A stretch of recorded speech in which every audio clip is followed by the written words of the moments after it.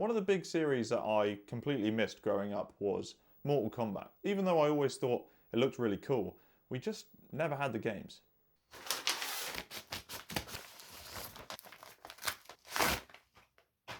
So I've picked up a couple of games from the era that I remember best. One of these is actually the only Mortal Kombat I ever really played anyway, although I didn't get to finish it. So jumping into the first game, we have Mortal Kombat Deception. Now this actually, as I said, this is the one that I have played. I think maybe at an arcade I've played one, you know, like the Mortal Kombat 1 and 2 arcades you sometimes come across. So like many others, I shared my console with siblings, and it's not exactly always your choice of what games get picked up. So this was the one that I remember the most. This is the one we had. I feel like this didn't review that well, or at least a lot of fans of the series don't necessarily see this as one of the good ones.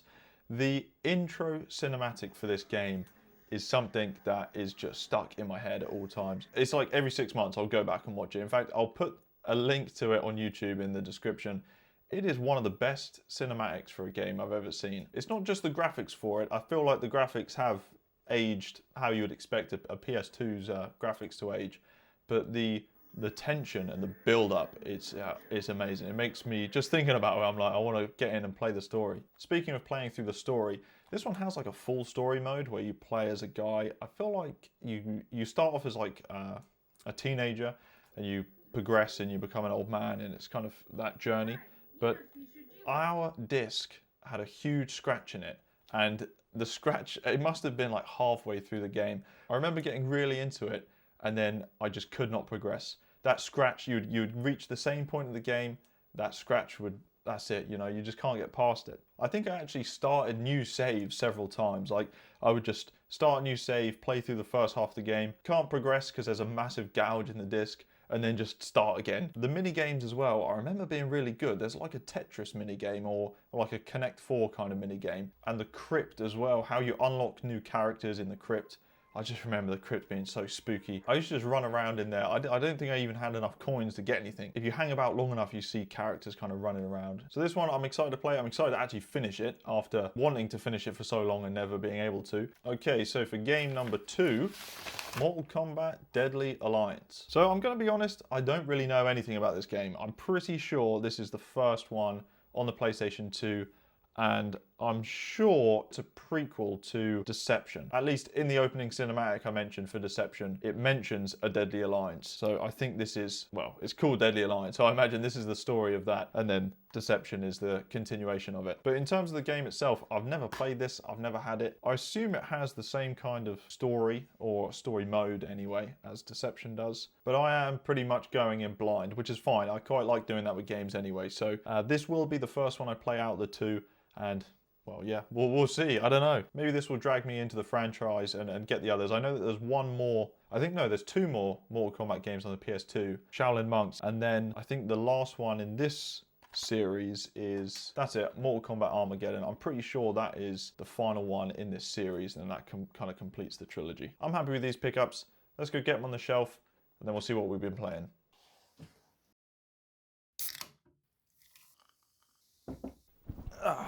So as you can probably see, it is the next day.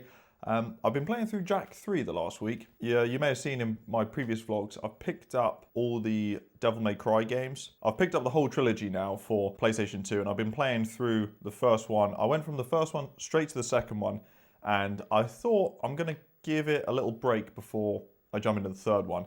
Not only because the second game was an absolute mission to get through. Playing both discs, I was so done by the time I was on the second disc. But it's also that a lot of people say that the third game is not only the best out of the trilogy for the PS2, but also the best game, Devil May Cry game, just kind of overall. So I wanted to have something fresh before I jumped into it, kind of reset my palette, if you will, before I jump into DMC3. And one of the other series I've been playing through is Jak and Daxter. So I picked up Jak and Daxter, and it was enjoyable, but I don't know, I feel like I don't have too much nostalgia for it. I just thought it was okay. I didn't think it was bad in any way, I just thought it was a pretty standard game, like a 7. You know, a 7 out of 10. And then when I played Jak 2, I really enjoyed that one. I mean, I thought, for me, that was one of the best games I've kind of revisited and played through since picking up the PlayStation 2 again. It's so different from the first one. I know a lot of people kind of say it's a GTA clone for kids, but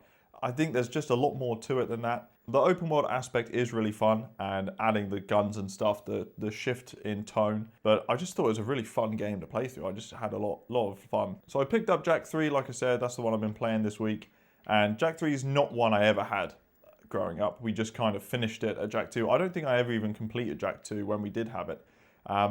If I remember correctly, Jak 3 is quite a late release for the PS2, and I kind of feel like we had pretty much moved on to the Xbox 360, or at least the Nintendo Wii. But playing through it now, I'm not that far in, a couple of hours in.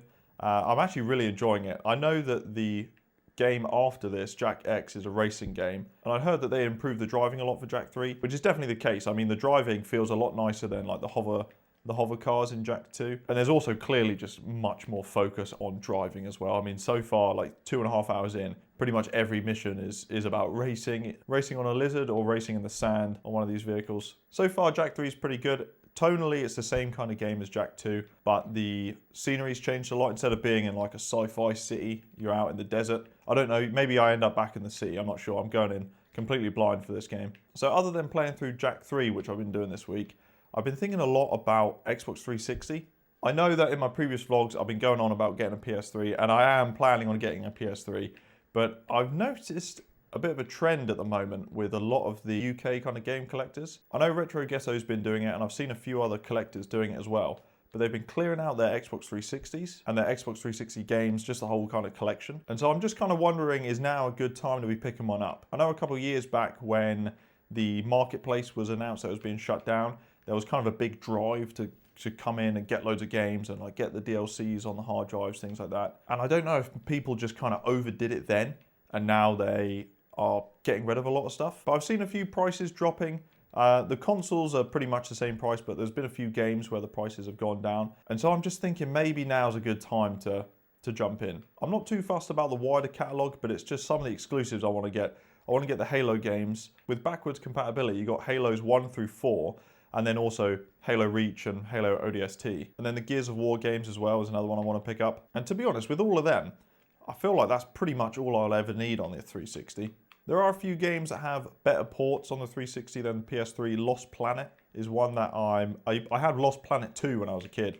I really enjoyed it, and I want to get Lost Planet 1, and I've heard the PlayStation 3 version is a bit of a bad port, just performance and graphical issues. I think the 360 would be a good addition for LAN parties as well. Halo Reach is one of the few games where you can play 4-player split screen on one Xbox and then have a LAN connection to another Xbox with another 4 players. So you can have 8 players across 2 consoles, which there's not many games that let you do that. So for a LAN kind of environment, that's really useful. I've got a few non-vlog videos planned as well. My video about keyboard support on the PlayStation 2's done quite well actually for me. I think I'm going to continue with that format, try and get some more videos like that made. So yeah, that wraps up for me, and thanks for watching.